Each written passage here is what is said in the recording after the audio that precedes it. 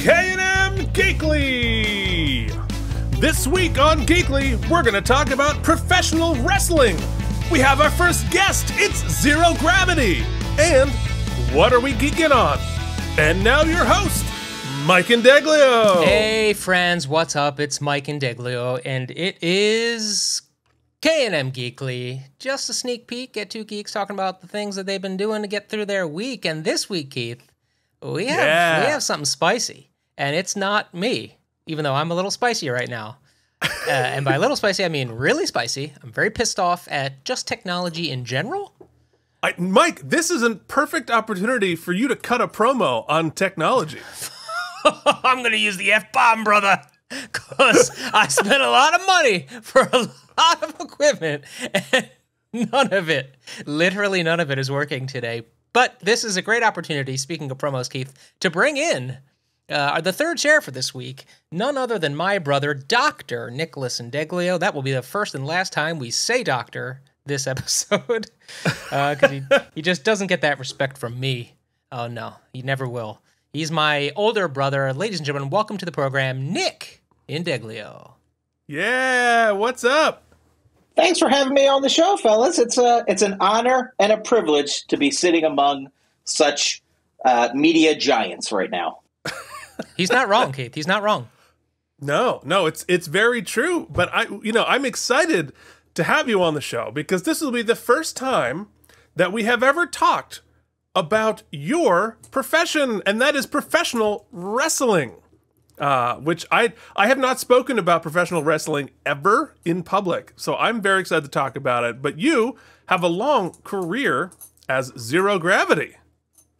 Well, you bring up a great point, Keith, in that, there's always a closeted professional wrestling fan in the room, even when you think there's not. All you have to do is do a little bit of digging, and then someone has a story about their favorite wrestler or the time they went to a wrestling show or watching wrestling back in college. So I think it's actually very apropos you introduced the show this way because even though people like to sometimes deny it, there's a little bit of pro wrestling in everybody.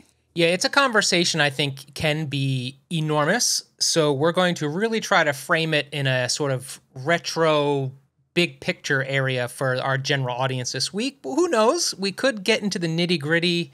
Then again, I say that, but the wheels come off quickly on this show, so we'll see how long it goes. Wheels were never on. Yeah, that's true. We're going to talk about some other geek things before we get into that, just so that we open the floor entirely. But before we do that, speaking of illustrious company, Nick, you're not just in the company of two media giants, as you brought it up. You are in the company of some of the best producers on the internet as a whole, and those are our patrons.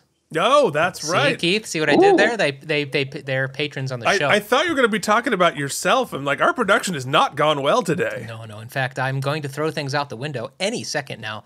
But that's not the fault of our wonderful patrons. Keith, who are our benefactors? Well, I'll tell you who they are, and I'll tell you where you can find them on patreon.com/K&M, spell out that and you will find these fine folks watching such illustrious bonus content as watching Mike watch Deep Space Nine, AMAs, bonus episodes, extra reviews of extra little things. We're also on there. We're communicating with you. You can absolutely reach out to us and have a great time, and you will find these folks there currently. Brian Kaufman, Casey Clark, Cloudlover69, Jason Moe, Andrew Hayes, Jorge Navoa, and the mysterious Anne, Worf's Boot Shivs, CRM Productions, Charles Babbage at Grim Toys, and Delusions at Noon.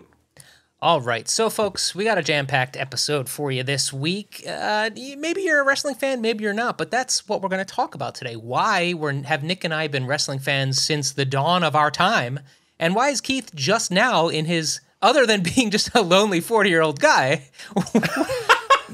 maybe that's other than crippling loneliness. What got me into this? Yeah, and why is our our shared YouTube channel just videos Keith has watched about wrestling in the past year?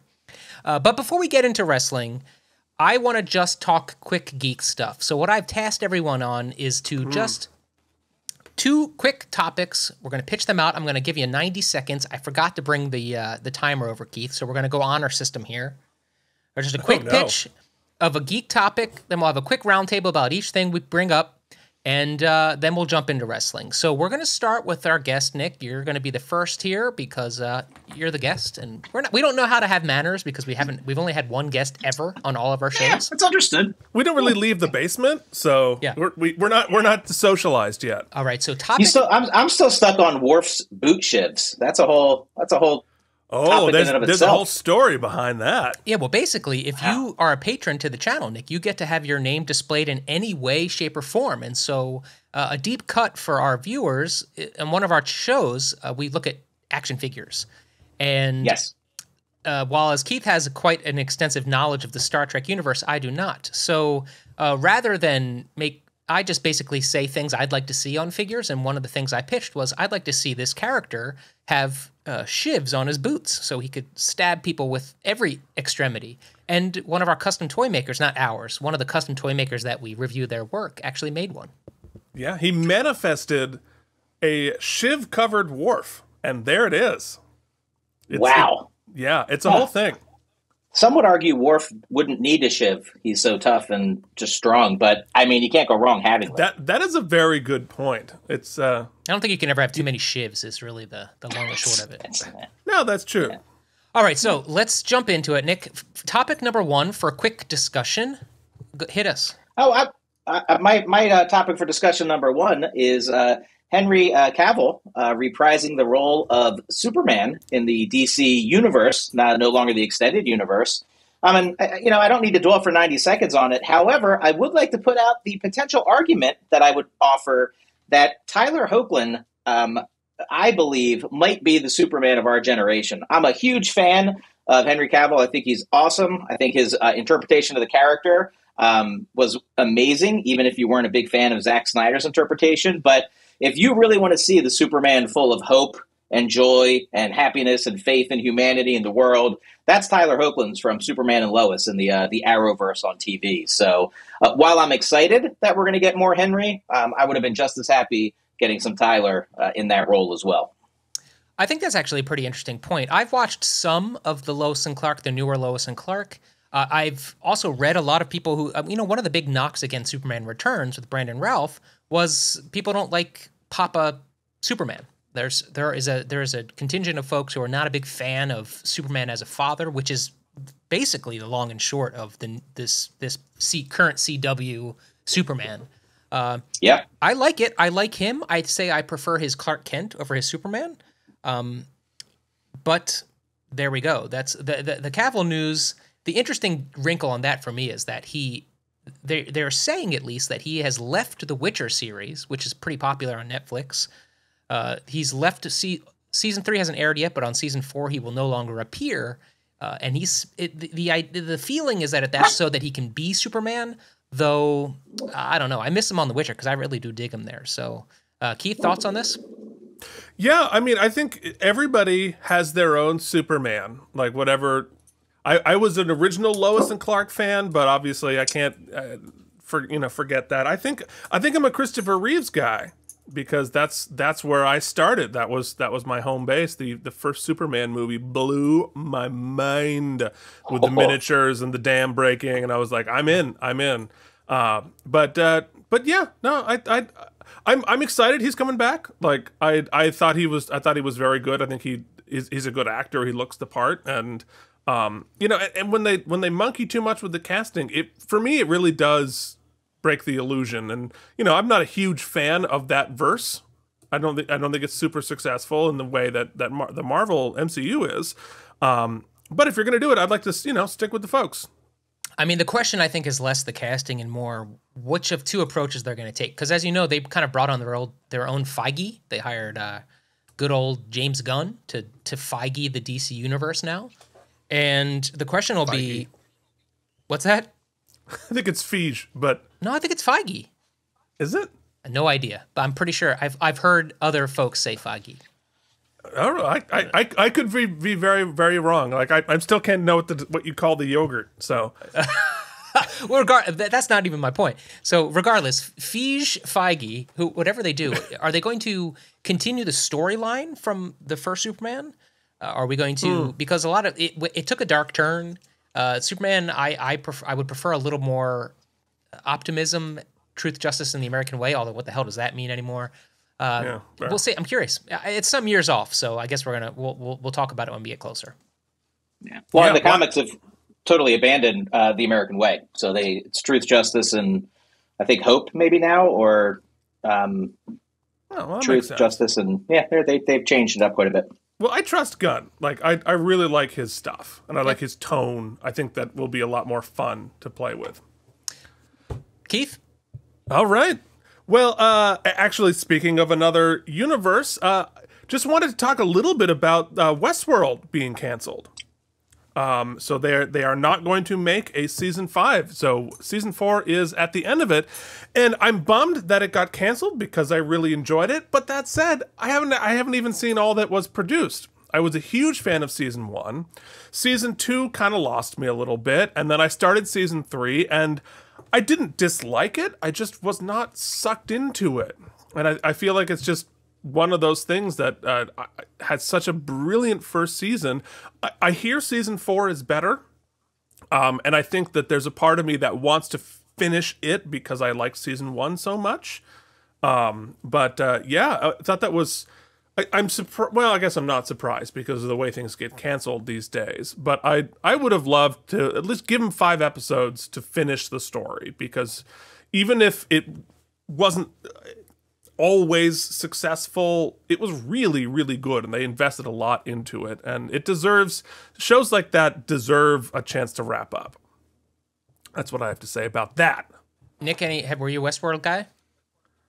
I was up through season 2. Season 2 really lost me. I enjoyed season 1 tremendously, but to be honest, episode 1 of season 2 actually turned me off quite a bit.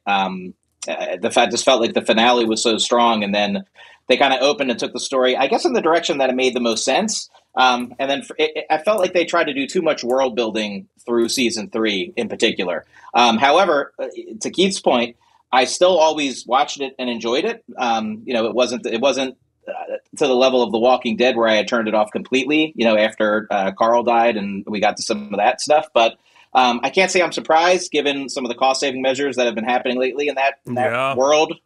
But at the same time, I agree with you. I mean, everyone seems to be getting the swan song, right? Like 2, 3, 4, 5 episodes to kind of close off a story. And that could maybe that'll come later. Maybe we'll get like a Westworld movie on HBO Max or something. Who knows? But I'm on the same boat. I won't belabor the point. I'll say that I thought that when it started, at least, it was one of the most visually arresting shows I'd seen in quite a while. It really made use of, if you were somebody who bought into the really high-end AV universe, you had like a really nice screen, really nice speakers, or some good headphones. It was just a treat for visually. And I thought that the sort of central meta mystery and all the performances were super excellent. The ideas were super great in the first season. So much table setting. I agree. Second season I was okay with. I thought it was a little cumbersome and a little overstuffed, perhaps. And by the time we got to season 3, it was sort of just batshit to me and made no sense. And I feel like that's a prevailing an opinion. The thing I'll agree with you guys on is I think creators in this new era of prestige TV really need to kind of go the route of pitching their shows with a set end story, saying this is a 3-season arc, this is and having that general idea, because what we get in this time, Nick, is as you said, with these cost saving measures and with streaming TV changing hands and ownership of IP changing constantly, we're getting a lot of shows canceled before they're getting seen through. So I think these shorter, more even the 1-season kind of mini series that are just complete stories is what I seek out now.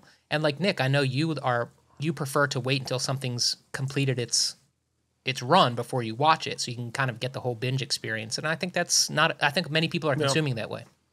And I think, and we should move on, but I think with the Westworld, it's a perfect example of losing track of your secret sauce, right? The secret sauce of season 1 is the subversive attraction we have to that world, and sort of like would I, wouldn't I? What would I do in that situation? It's very exciting. It's very subversive. It's very sort of dark and weird and bad. But also, like, I'm attracted to it. I'm also like, man, I kind of would have some fun there, whatever. But like, this is bad. No, this is not how you treat robots. But like, and once you lost that sort of the flavoring of like, I kind of want to do that too, even though it's wrong. I think we kind of lost what was exciting about season 1. Yep. That I don't want to belabor it, but I would draw two parallels to two other shows really quickly. One would be Stranger Things, where I think when the Duffer Brothers went in, it was a 1-season pitch, but they had ideas, through where they're heading with season 5. And because of that, if you were a fan of season 4, to me, that was the best season of episodic supernatural television in a very long time. And that's because it was well thought out and it was, developed and the mythology was expanded. The only disagreement, Mike, with having a solid pitch is that I don't know that Search Party ever would have seen itself through if they had pitched where that was going. But maybe it would have, it's an interesting point. There are very few shows that can thread the needle like that show did, though. So that is an outlier in many regards. Let's go. I think it's my turn. I'm going to do a quick one because I know, Keith, there's not much you can weigh in on this one. But speaking of giant anti-heroes, as some would argue Superman became in the DC verse, Nick, next week we get the first megaton video game drop of this fall season, and that is God of War Ragnarok. God of War, the reboot, I believe it was 2018. Am I right on that? Yeah.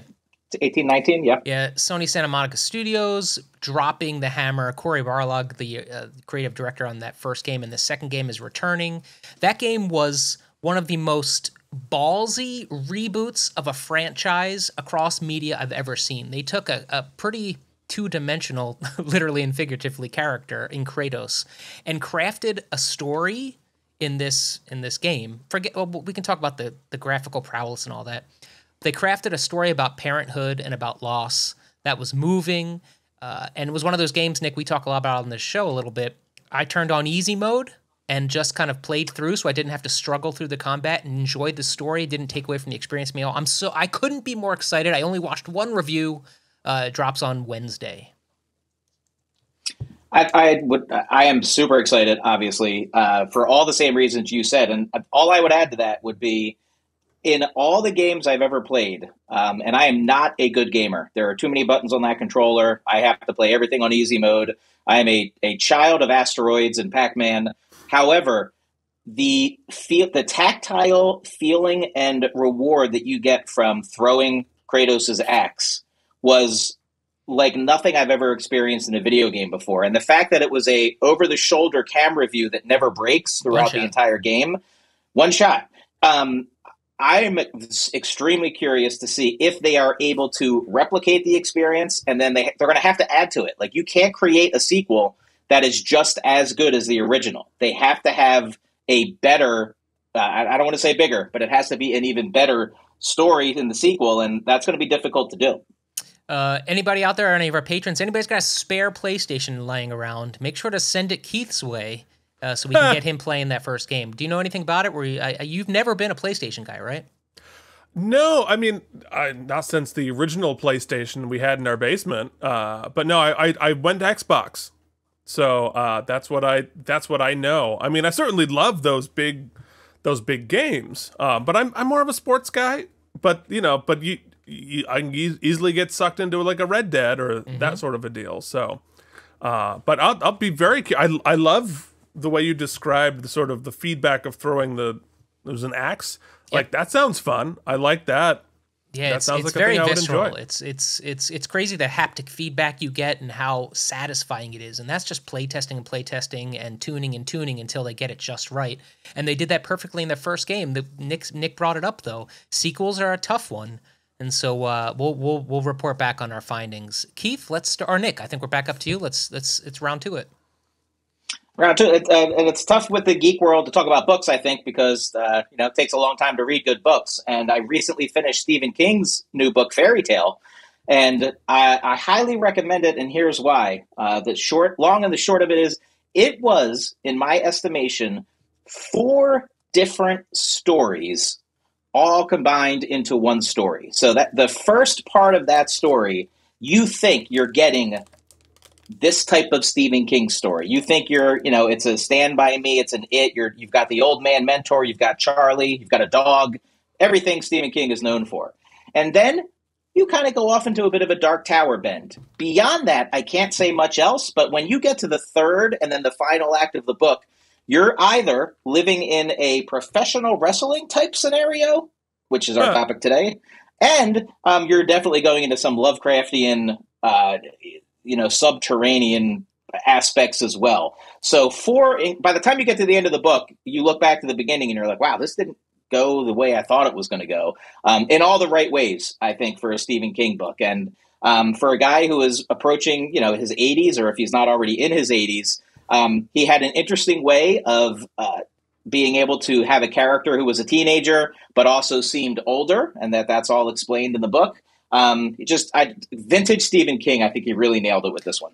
Yeah, so I'll briefly pop in. I had mentioned this a week or two ago in my quick picks, so I won't belabor it. I'll just reiterate, if you've fallen off reading or if you just have a long commute, the audiobook is absolutely stellar. Highly recommend the audio performance. And I don't know, Keith, do you have any last questions? I know, or if we just want to leave it. No. It's interesting you talk about 4 separate stories within a Stephen King book. One of my favorite sort of pieces of trivia is Stephen King's Different Seasons, it's a collection of 4 novellas, which turned into The Shawshank Redemption, Apt Pupil, and Stand By Me, were all based on 3 of the 4 short stories in Different Seasons. So, talk about a lucrative book. Just like an incredible achievement, and good movies. Those are 3 of the best Stephen King movie adaptations. Yeah. Keith, round 2? Absolutely. Round 2. Well, I'll be very quick, and this is going to be a hot take because this is going to be very controversial. I would just like to speak. I've been traveling into the city a couple of times this week, and on that, of course, I'm taking New Jersey Transit into the city, and I would like to actually sing the praises of the New Jersey Transit ticketing system, the virtual ticketing system. It used to be you had to go and buy a physical ticket from the machine. You had to go here, go there, blah, blah, blah. Huge pain in the butt. Felt very antiquated. Now, with an app, it's app-based now. You are able to use the app to do all of your ticketing stuff. You can set up your favorites. It's very quick. It's very easy. Your ticket is your phone. They come and scan it. You can track where the train is on a map or literally station by station and watch it in real time as you're going. The UI is not always perfect. Sometimes it's a little crappy, but just imagining what it used to be like having to go from a physical ticket. I just like to hey, that is an advancement. It's not perfect. It's got ways to go, and New Jersey Transit certainly is not perfect and has ways to go. But going back and forth a couple of times this week, I'm like, this is very civilized. So, well, I'm gonna piggyback you there, Keith. For the past week or so, I have been using my good old Apple Watch as a standalone device. As in, I don't bring my phone with me. I jumped on the using the LTE, and I found that between Apple Pay, which is something I know people have known about for a long time, but I have not. The kid had to teach me how to use it at the gas station, where you just tap your phone up or your watch up against the thing.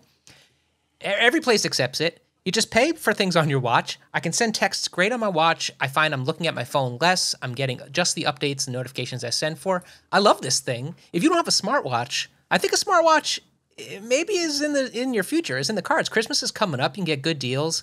Nick, I know you also are big into the Apple ecosystem. How are you enjoying the Apple Watch? A big fan of the Apple Watch. I do have one nitpick on the Apple Watch, which is just for people with tattoos, is that sometimes the light sensors and all of the different doohickeys, that's my technical term, locks my watch because I can't read through the ink. So I would like Apple to solve that. But yeah, I'm the old guy.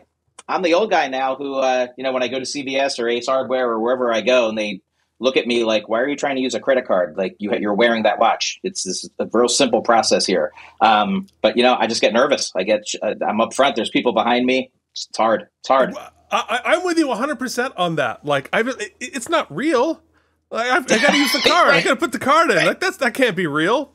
Oh, well, no do you money still in this insert your watch. card? Because now you're supposed to tap your card. The kids get mad if they're doing the retail if you don't tap the card. No, well, my card doesn't tap. Your card taps.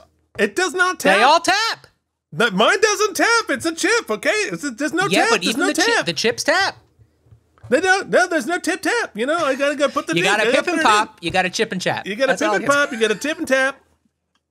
There's cards now, huh? Why can't I use a card? Nick's also rocking those AirPods Max. We see it. We know he's in that ecosystem hard. Okay, folks. So there we go. There's some geek things we've been geeking out on this week. Now let's talk about professional wrestling. So let's wrestle. There's so many avenues we could go here. As Keith mentioned, my brother jumped into becoming a professional wrestler because he loved it so much. But I want to start way back in the beginning. I want to zoom way out because a lot of people are rolling their eyes, maybe didn't even click on the video because, professional wrestling. A lot of the business where we came from, Keith, in the musical theater world, you didn't really announce that you were a huge wrestling fan. And so let's go back to the beginning. All right, Nick, let's start with us.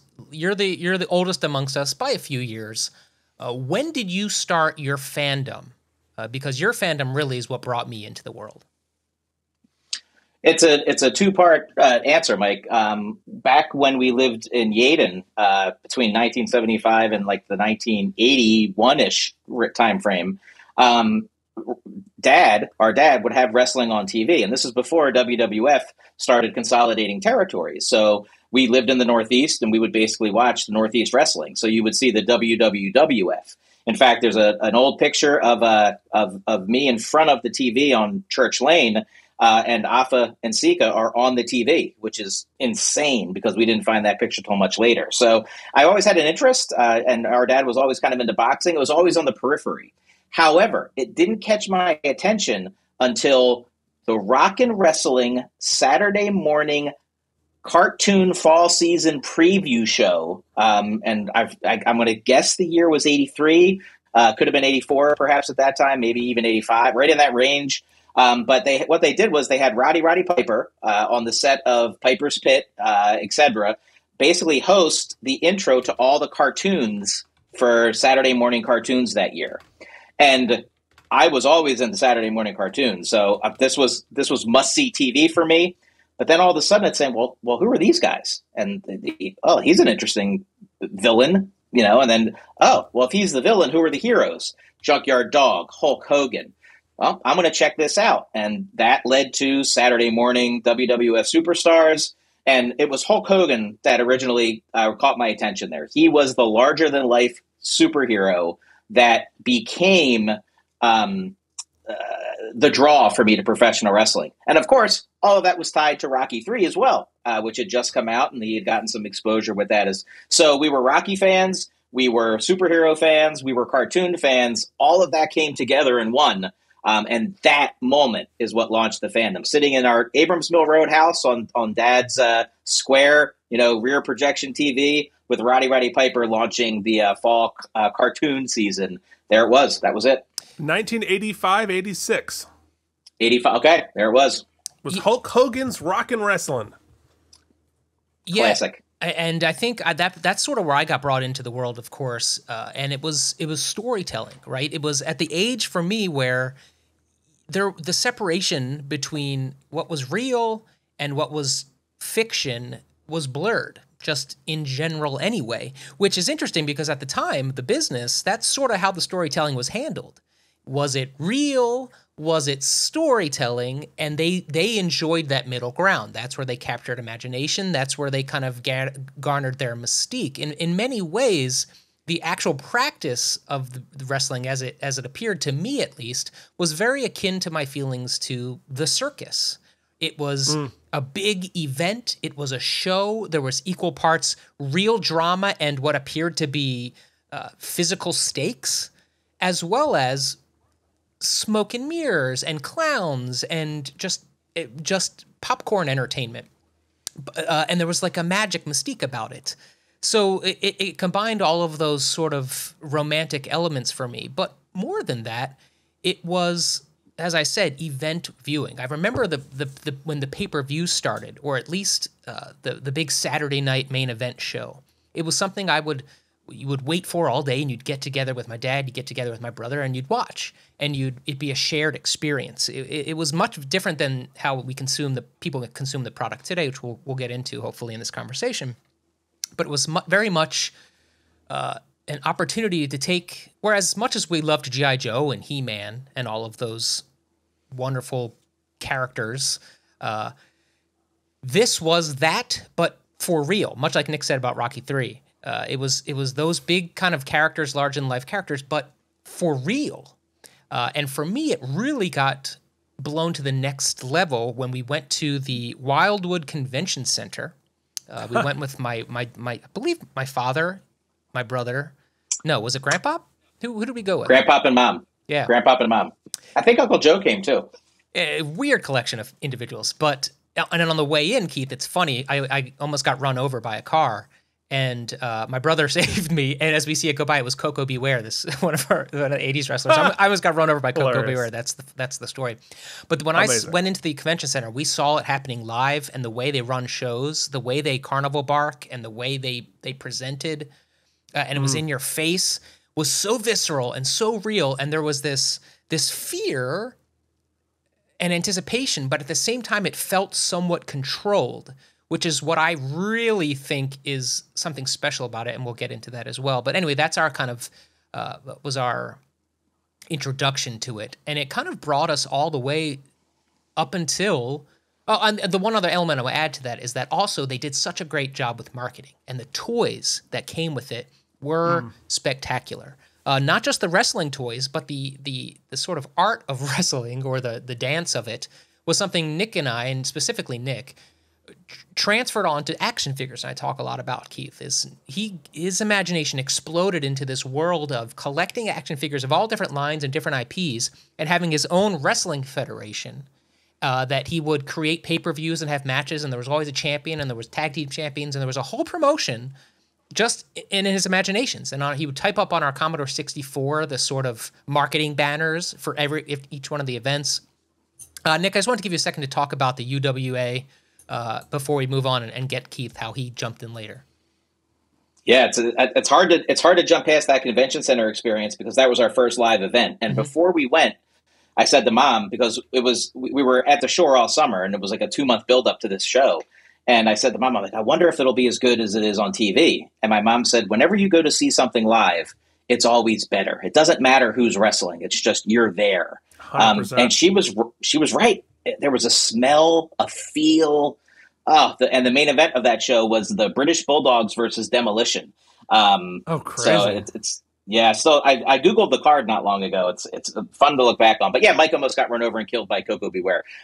Anyway, the UWF, I mean, I still remember being in second grade and playing G.I. Joes, Transformers, and we were collecting the Marvel Secret War action figures. That's at the time the comic line Secret War came out. And the Federation started back then. And because I was a wrestling fan and there weren't a lot of wrestling toys other than the big rubber ones, I started my own promotion. And I guess I should probably be embarrassed by it, but it went through middle school, high school, college. I still have all of the figures and the Federation fully lined up. Instead of using a computer, I switched over to a notebook. In college, all of my college roommates would have to pay a nickel, and they could watch the pay-per-view. So they would watch the action figures wrestle for a nickel. Just like the people that were into the NWO and the Attitude Era, everyone had their favorites. And my one roommate Carl hated Superboy and loved Doomsday, and everyone had their characters. But the interesting thing is, I had so many action figures, I had to do a brand split. He did it way before 1998. Yeah. So the UWF, the Universal Wrestling Federation, split into the GWA, the Galactic Wrestling Alliance, and the UWF. There were two separate, and they would meet once a year at Wrestle War, which with champion versus champion. Basically, what the WWE eventually did. I was doing with action figures many years ago, but does any footage of this exist? There's some pictures. I have a Facebook page, but I never video recorded it because the results got recorded on paper, just like the old dirt sheets. You didn't need to. It was good. I didn't need to. Yeah, I mean, I'm sure Meltzer picked it up. There's a universe where it's a profitable YouTube channel, but there's just a time investment, as we can speak to. It's just very difficult to commit to that kind of content production. Now, Keith, I want to get your sort of general introduction and feelings before I want to do what I'd like to spend time on here is a juxtaposition about the things we loved, Nick, growing up, and whether our tangential feelings towards the art form and the business now are nostalgia based, or if there's still some, because everything has changed. Media consumption has changed, presentation has changed, our insight into how things work has changed. So does a kid now still have that same draw that we had? I want to get into that, but Keith, I want to give you the floor to kind of talk about your introduction to wrestling. Yeah, well, first two quick notes before you mentioned the G.I. Joe and the whatever being the fantasy world and this being the real world, except for as a G.I. Joe fan myself, Sergeant Slaughter was made an official G.I. Joe. So it crossed over for sure. And secondly, doing a little research on Hulk Hogan's Rockin' Wrestling, as I'm staring at it here, almost none of them did their own voices, right? So the animated, it was all the people, but Hulk Hogan was played by Brad Garrett from the Ray Romano show. Yeah. And Junkyard Dog was voiced by James Avery, Uncle Phil from Fresh Prince. That's crazy. Now. So lots of really cool stuff there. So yeah, well, I think my experience of wrestling as a child was so different than yours because I was only peripherally aware of it, right? I think until I was an adult, I was aware of Hulk Hogan, Andre the Giant, and like maybe Randy Savage.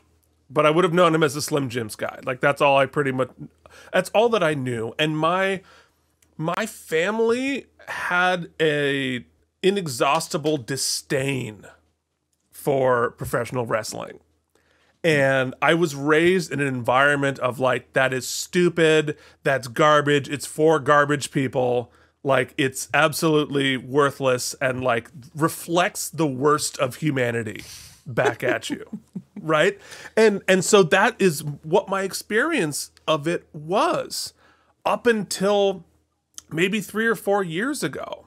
And it's hard to say like why, but I watched Beyond the Mat just as a documentary, just because I was vaguely curious.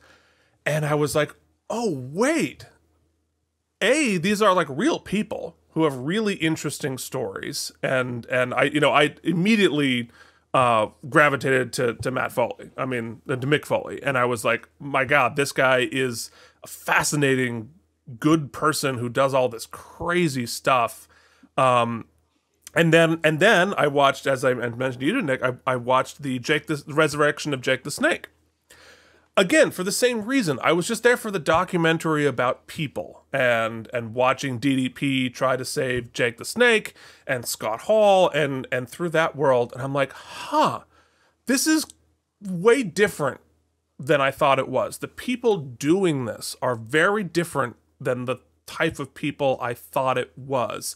And then I got sucked in to the industry and the behind the scenes. I started listening to JR's podcast about all of the history of this and that, and I started to just get slowly sucked into the world, slowly sucked into the ideas, and then I sort of had this epiphany, right?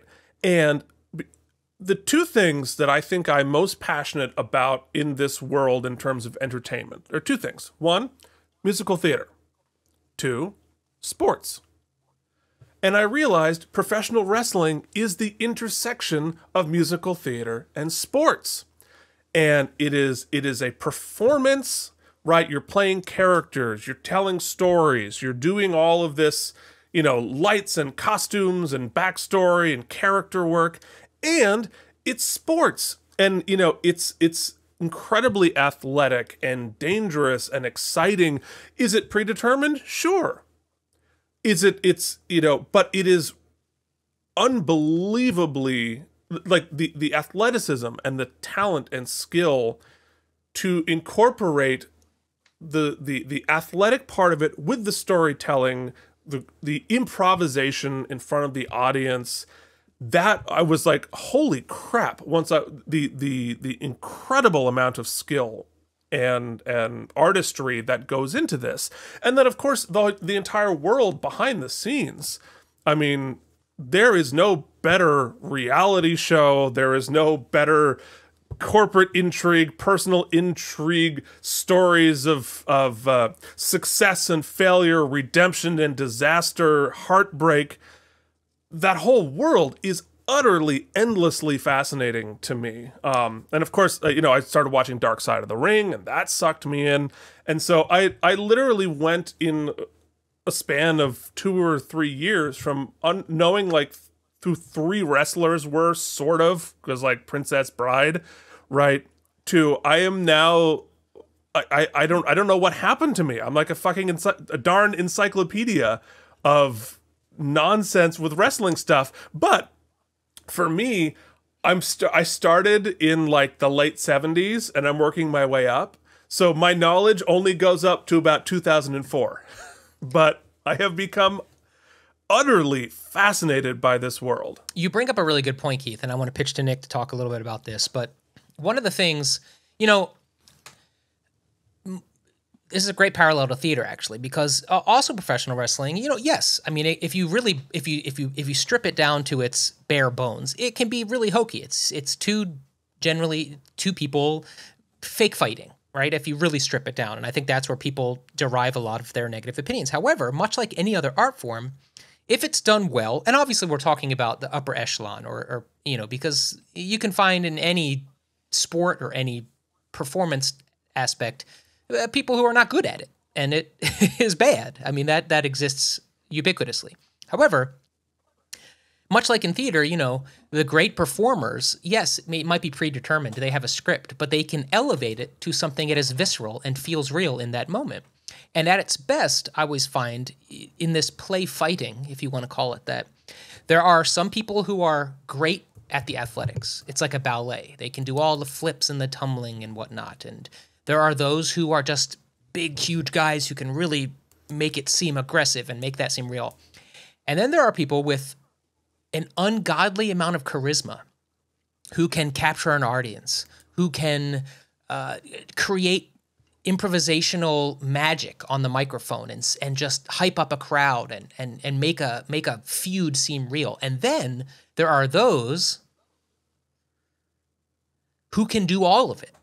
And when you find those who can combine it, you start to see why these are superstars and why they rise to the tops and how they can do this. And one thing I really have loved about it, still love about it, Nick talked about it earlier, something we've always loved in our family is event watching. So you got your Super Bowl, you've got huge prize fighting matches, you've got even UFC fights, you've got sporting events, the World Series. And all of those things have come with high drama because of high stakes, and there are storylines, but they all run the risk of sucking. You could have a fight that's totally one-sided. You could have someone get injured, right? All these things can happen. What I've always loved about professional wrestling is that, well, most of the time, things have changed slightly. You could, because it was predetermined, you got all of that same hype, you got all the same build, you knew there would be special surprises, you knew there would be high drama, but you knew that generally you would also get a satisfying payoff. The story would reach a conclusion, or it would continue to the next time. There'd be a cliffhanger. You never had to worry about the ball getting dropped at the end. So it was sort of the best of all worlds, I thought. Even if you didn't follow the stories from week to week, there was a big payoff coming in a pay-per-view. I really thought that the business was handled so well that way. Nick, I want to talk to you a little bit about, and I want to get pitched to your kind of career at the end. But how do you think things have changed from the way that it used to be as to now, this is a huge question, but how it used to be to how it is, the product is now, is there still stuff to grab onto? Are there still stories being told? How are they handling the transition into new media? Well, I think you got to go back to the 80s, and you got to go back to the territories and even the 70s to some degree to start to answer that question. Because the way it used to work was you had to sell each individual show in the arena. It wasn't about TV. There were no big TV contracts. That wasn't where the money was. The money was in the gate, right? So if it was Mid-South, it was Florida Championship. If you were WWF, AWA, WCCW, all those promotions, they had their storylines that month to month, they had to try to sell each of those shows. They would call it putting butts into buckets. And you got what you talked about, Mike. When you would go to see that live event show, it wasn't just the payoff of that show. They were also selling next month's show, right? So you were getting your story there, and then you were getting the pitch to buy a ticket and come back to see what happens next month. That started to change as the WWF took over territories and it became television contracts and whatnot. In the beginning, you had 4 big pay-per-views per year, right? So you knew those 4 pay-per-views were going to be big payoffs. You were going to get all the cool, exciting stuff happening there. But at that time, a lot of the revenue still came from the live gates. You still had to sell your A shows, your B shows, and your C shows, right? Working different towns. Big towns got the A show. That's Hulk Hogan, Randy Savage. Your B towns got your Honky Tonk Man, Coco Bewares. And then your C shows were your, the local guys, or depending on where you were. Yeah, Iron Mike Sharp, Tony Gurria, all those guys. Anyway, as it evolved into what we have today, which are the giant television contracts with Fox, with USA, Peacock, NBC bought the entire WWE network. They're not even pay-per-views anymore. They're premium events that they're called. So they're selling a 5-year vision for not just those individual stories each month, but basically a brand. And that brand is what carries things year to year. I think the best example of where we are today is this past WrestleMania. So the past WrestleMania was in Texas, right? 2 nights at a stadium that holds, 80,000, 90,000, 100,000 people. Yeah. They knew they weren't going to sell out 100,000 each night, right? So they built the stage a certain way. They made sure it looked a certain way. But they held off on pulling the trigger on announcing that Stone Cold Steve Austin would wrestle a match.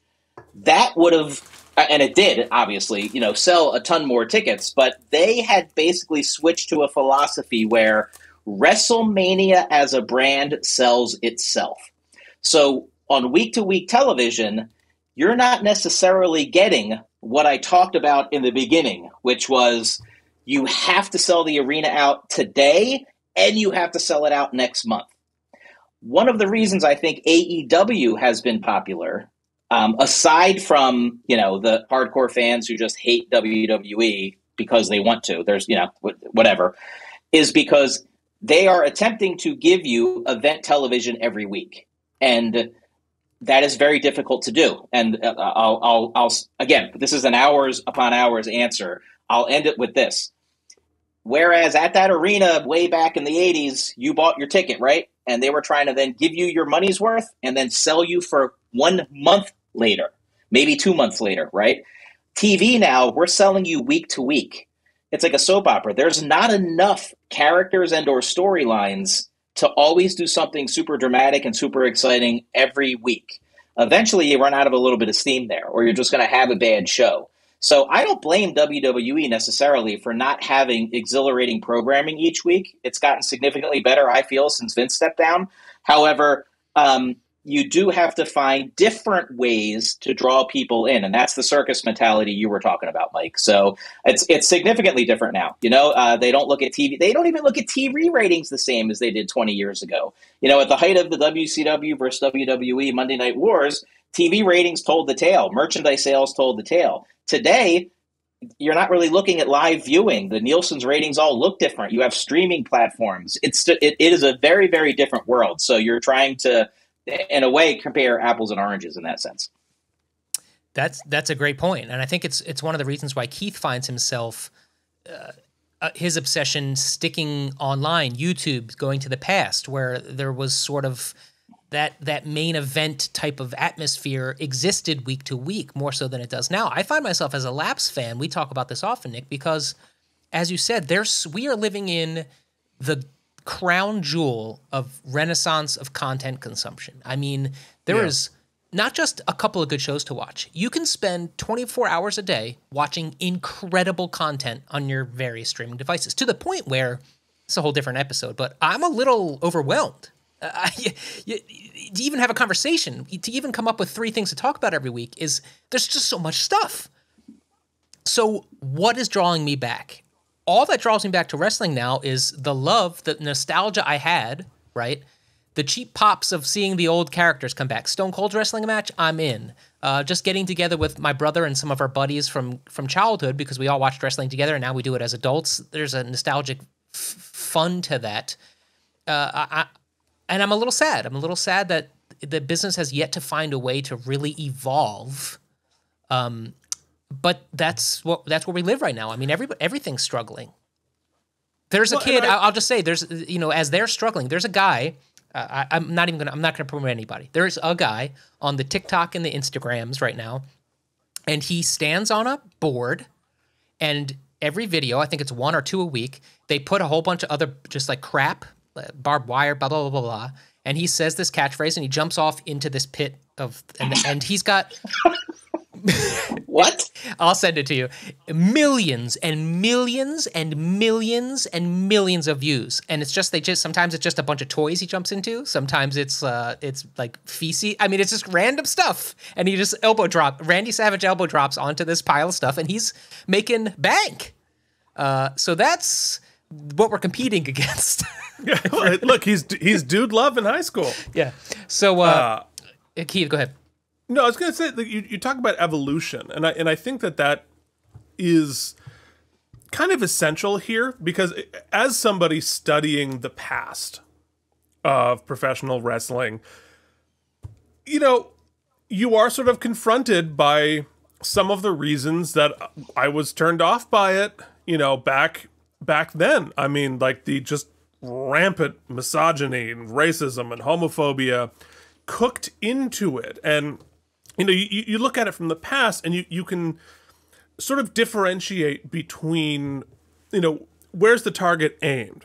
Do you have a heel saying horrible and offensive things as part of being a heel, the bad guy character who then gets his comeuppance, which I view very differently than the point of view of the show. The point of view of the thing is to reinforce this stereotype or this whatever. And are you feeding your audience the bad things to eat, in terms of all of these things? So I am encouraged by this slower than it should be evolution and growth and change in that, because for me, I find that stuff really hard to watch and really hard to sort of digest. But AEW, the tag team champs are openly gay, and the audience is eating it up, and that is like, oh my God, can you imagine if that were the case 20 years ago or 30 in the Attitude Era or this, that, the other thing? So it's not evolving as fast as it should have. There are things that would be seen wrong today that were wrong then, that should never have happened. However, I think there is value in speaking to an audience that might not be as progressive, as on top of that stuff, meeting them where they are and sort of turning the battleship a little bit. And I'm really glad to see that progression. And, talking about nostalgia, right? I think the thing that professional wrestling does best is nostalgia. I'm watching these, and you talk about content, right? Because on Peacock, everything that has ever been done is right there available. I can go just watch literally everything. It's mind-blowing. But I'm able to pip and pop, as Mike would say. Like, I'll watch WrestleMania 3, then I'll watch WrestleMania 13, and then 23, or this, that, the other thing. And even I, having not having any of these memories, I feel nostalgia when I'm watching the return of whoever, coming back later, watching somebody's career at different points in it. I think that's such a big part of it. I mean, the pop you get for somebody returning for the first time in a while, like they're so good at playing that it's up. A wish fulfillment, right? Like when you could cart out the 55-year-old major league pitcher to pitch one last game, he's going to get destroyed. He's probably going to just throw his arm out and 7 home runs are going to get hit. But there's a wish fulfillment. You can bring out 95-year-old Ric Flair, right, who can barely walk, and you can probably have him win a match, or like you can, there's an element that the art form allows for this wish fulfillment for the guy, the old blue collar guy getting one last go at it, because we all, even here in our 40s, some of our better days are behind us, and we think, I wish I could get out there and give it one more go. I think we're gonna do a part 2 to this episode, because I really want to. I want to give full time to ask some questions of Nick, because Nick was a professional wrestler. That's right. He was working his way up the ladder. If you're watching this, right below Mike, that is Nick, professional wrestling. So I want to give due time to that. So Nick, I want to leave you the floor here to close out this first hour and just talk a bit about. I want to hear about today, right? Like, are you still a fan? Do you still watch? Is it something you watch weekly? Are you kind of just pop in for the pay-per-views like me right now? And one last question to tack on top of that. Talk a little bit, because I don't watch it a lot. On Peacock, they own the WWE sort of catalog. And speaking about pipping and popping, YouTube's a great resource, but I know you've explored the network a bunch on Peacock. I want to let you speak to that a little bit for people who might be interested. So to answer the first question, do I still watch the current product? I do when there's something that intrigues me. And I am currently very intrigued by what WWE has as their main event act, which is Roman Reigns and the Bloodline. And part of that is very selfish. I was trained by Afa Anawahi, the Wild Samoan, at the Wild Samoan Training Center. Afa and Sika, who were the Wild Samoans back in the 80s, that is The Rock's uncle. That Sika is Roman Reigns' dad. The entire Samoan bloodline is professional wrestling. You've got the Head Shrinkers, Samu, Rikishi, Umaga, Yokozuna, part of the family. I've got the poster right up here. That generation, watching all these current superstars who were just little kids bouncing around in the ring when I was, learning how to do professional wrestling, basically. So it's obviously I'm highly engaged. But from the time Roman Reigns debuted with the Shield back when, and they weren't talking about his lineage at that point, right? And he was getting over at first as a bad guy. Then the crowd turned on him because they were trying to shift him to a babyface, and no one was really buying it. The one thing I always knew about Joe was he never had a bad match. You can go back and you can watch every match the Shield had and that Roman Reigns had as a singles competitor up through this current run, which has been lasting about 2.5 years. You will never see him have a bad match. He can wrestle an entertaining, interesting match with anyone. That is incredibly difficult to do, right? So a lot of the mistakes that happened weren't his mistakes. They were creative mistakes. And then finally, after he went out for a little while with the leukemia and the COVID, and he came back, and they finally went whole hog into him being a heel and playing into Joe's real personality, which is he's funny, he's charismatic. Like, let him be who he is, which is what they've done for the past 2.5 years. And it's the best thing going in pro wrestling. And it has been now. They've kept the belt on him. It's coming up on 3 years, I think, at some point soon. That's Hulk Hogan level of, in professional wrestling terms in the 2020s, that's forever. There's no one holds the title that long. The attention span for, watching a YouTube video, I think, is 3 seconds, right? So I'm all in on when the Bloodline's on TV. And for the listeners, 2 weeks ago on SmackDown, or last week on SmackDown, a week ago, I guess it was, if you watch the segment with the Bloodline in the ring, because they have a whole thing going with Sami Zayn now as part of the Bloodline. So Sami Zayn, ginger, pale, Sammy, I think Sammy is Jewish on top of, like that's his, like he's a ska movie type guy. Totally not a fit with the Samoans, the coolness of the Samoans. And he's like an honorary Uso right now.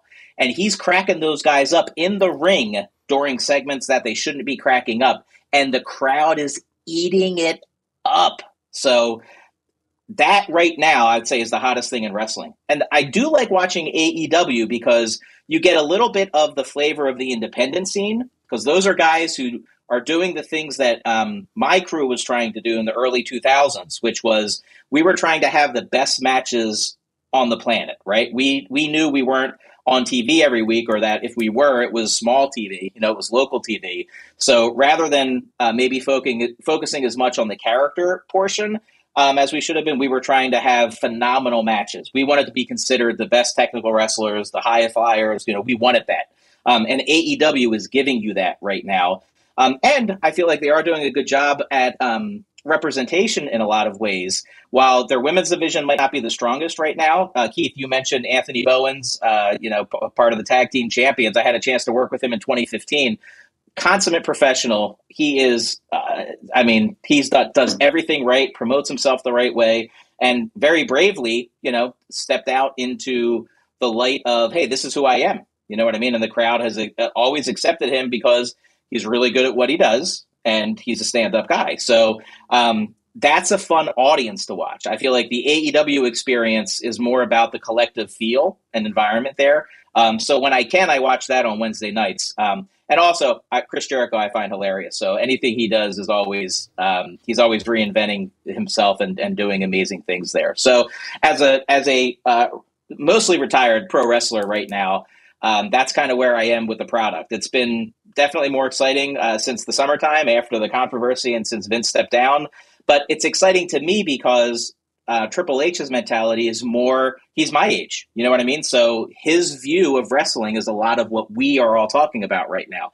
And Keith and I were talking offline about Terry Funk and that, that whole story. And that's the history, the feel, the experience. I think Triple H is definitely on board with a lot of that. All right. So we're going to take a break. And hopefully you've enjoyed the chat this week on Geekly. We're gonna continue it. I think we'll probably drop part 2 this week as well. Why not? I guess if you guys want to stick around, we can just do it now, record it now, and toss it up later. So we're gonna talk more with my brother Nick about his career in professional wrestling. Hopefully this is a little bit interesting for you. It's something we all geek out on, so we're talking about it on our show. We'd like to once again thank our patrons. You can join the team at patreon.com/K&M, get all kinds of goodies. Until then, I'm going to cut it here, and we'll be back later this week with part 2 of Talkin' Wrestling with Keith Varney and Zero Gravity, Nick and Diglio. See you next But Mike, you got to give us our tag. What's our tag this week? Pip and Pop, Geek Till You Drop. We'll see you next time. Best moment of the show.